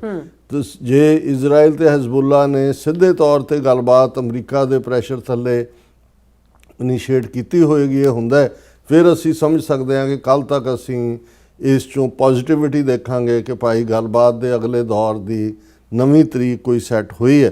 ਪਰ ਇਸ ਸਾਰੇ ਦੇ ਵਿੱਚ ਜਿਹੜਾ ਜਿਵੇਂ ਪਹਿਲੀ ਮੀਡੀਆ ਰਿਪੋਰਟਸ ਇਹੀ ਸੀ ਕਿ ਭਾਈ ਇਰਾਨੀ ਤੇ US ਆਫੀਸ਼ੀਅਲ ਜਿਹੜੇ ਨੇ ਉਹਨਾਂ ਨੇ ਸਵਿਟਜ਼ਰਲੈਂਡ ਆਉਣਾ, ਹੁਣ ਉਹਨਾਂ ਨੇ ਦੋਨਾਂ ਨੇ ਆਪਣੀਆਂ ਟ੍ਰਿਪ ਕੈਂਸਲ ਕਰ ਦਿੱਤੀ।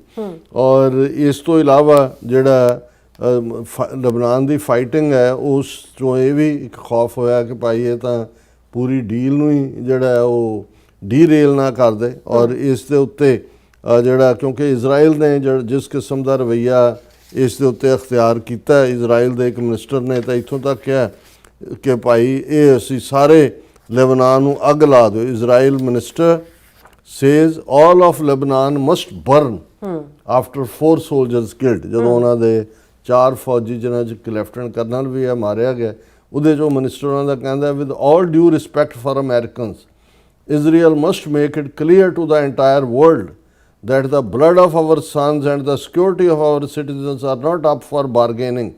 All of Lebanon must burn, says far-right Israeli National Security Minister Itamar Ben-Gvir। ਹੁਣ ਤੁਸੀਂ ਦੇਖੋ ਵੀ ਕਿਸ ਕਦਰ ਹੌਸਲੇ ਵਧੇ ਹੋਏ ਨੇ ਕਿ ਭਾਈ ਤੁਸੀਂ 2 ਘੰਟੇ ਨੂੰ ਠੀਕ ਕਿਹਾ ਸੀ ਪ੍ਰੈਜ਼ੀਡੈਂਟ ਟਰੰਪ ਨੇ ਕਿ ਵੀ ਜੇ ਅਸੀਂ ਪਿੱਛੇ ਹਟ ਗਏ ਤਾਂ ਇਜ਼ਰਾਈਲ 2 ਘੰਟੇ ਜਿਹੜਾ ਉਹ ਸਰਵਾਈਵ ਨਹੀਂ ਕਰ ਸਕਦਾ। ਪਰ ਉਹਨਾਂ ਨੂੰ ਹੁਣ ਲੱਗਦਾ ਕਿ ਜਾਂ ਉਹਨਾਂ ਨੂੰ ਇਹ ਹੈ ਕਿ ਵੀ ਅਲਟੀਮੇਟਲੀ ਅਮਰੀਕਾ ਵਿੱਚ ਸਾਡੀ ਜਿਹੜੀ ਜ਼ਾਇਨਿਸਟ ਲੌਬੀ ਹੈ ਉਹ ਚੌਂਟੇ ਚੁੱਕ ਦੇਗੀ, ਉਹ ਆਪਣੀ ਮਨਮਰਜ਼ੀ ਕਰੇਗੀ। ਬਿਲਕੁਲ। ਲੇਕਿਨ ਇਸ 'ਚ ਹੁਣ ਕਿਉਂਕਿ ਦੁਨੀਆ ਸਾਰੀ ਦੇਖ ਰਹੀ ਹੈ, ਹੁਣ ਤਾਂ ਕਈ ਵਾਰ ਇਹ ਹੁੰਦਾ ਵੀ ਮਹਿਸੂਸ ਬਹੁਤੇ ਕਰ ਰਹੇ ਹੁੰਦੇ ਨੇ, ਪਰ ਜਦੋਂ ਇੱਕ ਵਾਰੀ ਚੈਲੰਜ ਸ਼ੁਰੂ ਹੁੰਦਾ, ਹੁਣ ਫਰਾਂਸ ਦੇ ਮਿਨਿਸਟਰ ਨੇ ਕਿਹਾ ਇਜ਼ਰਾਈਲ ਮਸਟ ਸਟਾਪ ਹੌਸਟਿਲਿਟੀਜ਼ ਇਨ ਲਬਨਾਨ, US ਮਸਟ ਪ੍ਰੈਸ਼ਰ ਇਜ਼ਰਾਈਲ।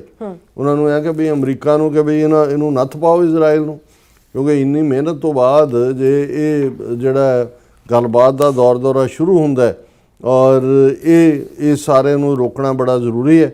ਔਰ ਇਹਦੇ 'ਚ ਉਹਨਾਂ ਨੇ ਈਰਾਨ ਨੇ ਤਾਂ ਬਿਲਕੁਲ ਸਪਸ਼ਟ ਕਰ ਦਿੱਤਾ ਕਿ ਭਾਈ ਅਸੀਂ ਉਦੋਂ ਹੀ ਹੁਣ ਗੱਲਬਾਤ ਕਰਾਂਗੇ ਜਦੋਂ ਲਬਨਾਨ ਦੇ ਵਿੱਚ ਜਿਹੜੀ ਹੈ ਉਹ ਜੰਗਬੰਦੀ ਹੁੰਦੀ ਹੈ। ਔਰ ਜਿਹੜੀ ਖਬਰ ਅਸੀਂ ਲੇਟੈਸਟ ਡਿਸਕਸ ਕੀਤੀ ਹੈ, ਔਰ ਇਹਦੇ 'ਤੇ ਈਰਾਨ ਦੇ ਜਿਹੜੇ ਫੋਰਨ ਮਿਨਿਸਟਰ ਨੇ ਵੀ ਕਾਫੀ ਟਫ ਲਾਈਨ ਲਈ। ਉਹਨਾਂ ਦੇ ਅਰਗਾਚੀ ਵਾਰਨਡ US bears commitment and responsibility to end Lebanon war amid ceasefire violation। ਉਹਨਾਂ ਨੇ ਕਿਹਾ ਜੀ ਸਮਝੌਤੇ ਤੇ ਦਸਤਖਤ ਕੀਤੇ ਨੇ, ਸਾਡੇ ਵੱਲੋਂ ਅਸੀਂ ਕੋਈ ਅਟੈਕ ਨਹੀਂ ਕੀਤਾ। ਔਰ ਉਹ ਜਿਹੜਾ ਮੈਮੋ ਆਫ ਅੰਡਰਸਟੈਂਡਿੰਗ ਹੈ ਉਹਦੀ ਪਹਿਲੀ ਲਾਈਨ ਦੇ ਵਿੱਚ ਹੀ ਇਹ ਲਿਖਿਆ ਹੋਇਆ ਸੀ ਕਿ ਇਹ ਜਿਹੜਾ ਇਸ ਲਬਨਾਨ ਦੇ ਵਿੱਚ ਵੀ ਜਿਹੜਾ ਉਹ ਜੰਗਬੰਦੀ ਹੋਏਗੀ। ਸੋ ਇਹ ਸਾਰੇ ਦੇ ਚੱਲਦਿਆਂ ਆਲਰੇਡੀ ਉਹਨਾਂ ਨੇ ਜਿਹੜਾ 28 ਫਰਵਰੀ ਨੂੰ ਈਰਾਨ ਦਾ ਰੂਹਾਨੀ ਔਰ ਸਿਆਸੀ ਪੇਸ਼ਵਾ ਖਮੀਨਾਈ ਮਾਰਿਆ ਗਿਆ ਸੀ, ਉਹਦੇ ਜਿਹੜੀ ਅਜੇ ਤੱਕ ਉਹਨੂੰ ਬਰੀ ਨਹੀਂ ਕੀਤਾ, ਉਹਦੀ ਡੈੱਡ ਬਾਡੀ ਰੱਖੀ ਹੋਈ ਹੈ।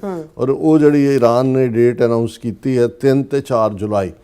ਔਰ ਪਾਕਿਸਤਾਨ ਨੇ ਇਹ ਐਲਾਨ ਕੀਤਾ ਹੈ, ਸ਼ਹਬਾਜ਼ ਸ਼ਰੀਫ ਨੇ, ਕਿ ਪਾਕਿਸਤਾਨ ਦਾ ਇੱਕ ਪੂਰਾ ਡੈਲੀਗੇਸ਼ਨ ਜਿਹੜਾ ਉਸ ਅਲੀ ਖਮੀਨਾਈ ਦੇ ਫਿਊਨਰਲ ਦੇ ਵਿੱਚ ਜਾਏਗਾ। ਔਰ ਇਹ ਹੁਣ ਕਿਉਂਕਿ ਉਹਨਾਂ ਨੇ ਡੇਟ ਤਾਂ ਇਸੇ ਹਿਸਾਬ ਨਾਲ ਹੀ ਰੱਖੀ ਕਿ 3-4 ਜੁਲਾਈ ਨੂੰ ਜਿਹੜਾ ਉਦੋਂ ਤੱਕ ਸੀ ਕਿ ਵੀ ਦਸਤਖਤ ਹੋ ਗਏ ਨੇ, ਹੁਣ ਗੱਲਬਾਤ ਸ਼ੁਰੂ ਹੋਏਗੀ।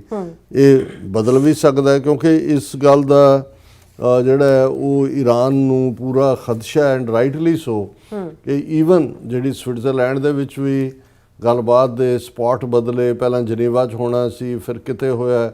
ਉਹਨਾਂ ਨੂੰ ਇਹ ਹੈ ਕਿ ਇਜ਼ਰਾਈਲ ਇਹ ਹਰਕਤ ਵੀ ਕਰ ਸਕਦਾ, ਇਹਦੇ ਬਾਵਜੂਦ ਕਿ ਸਮਝੌਤਾ ਹੋਇਆ ਕਿ ਈਰਾਨ ਦੇ ਡੈਲੀਗੇਸ਼ਨ ਨੂੰ ਉਹਨਾਂ ਦੀਆਂ ਹੀ ਜਿਹੜੀਆਂ ਉਹ ਅਸੈਸੀਨੇਸ਼ਨਸ ਕਰਵਾ ਦੇ। ਸੋ ਇਸ ਹਵਾਲੇ ਨਾਲ ਉਹਨਾਂ ਨੇ 3-4 ਜੁਲਾਈ ਦਾ ਜਿਹੜਾ ਰੱਖਿਆ ਹੋਏਗਾ ਕਿ ਭਾਈ ਹੁਣ ਪੀਸ ਹੋਏਗੀ ਔਰ ਕਮਿਟਮੈਂਟ ਹੋਏਗੀ। ਸੋ ਜੇ ਉਹਨਾਂ ਨੂੰ ਲੱਗਾ ਕਿ ਇਹ ਪਾਰਟ ਠੀਕ ਨਹੀਂ ਚੱਲ ਰਿਹਾ ਤਾਂ ਮੇਬੀ ਜਿਹੜਾ ਈਵਨ ਉਸ ਦੇ ਅਲੀ ਖਮੀਨਾਈ ਦੇ ਜਿਹੜੇ ਉਹਨਾਂ ਦਾ ਦਫਨ ਔਰ ਦੂਸਰੀਆਂ ਜੋ ਰਸਮਾਂ ਨੇ ਉਹ ਵੀ ਅੱਗੇ ਪਾ ਦੇਣ।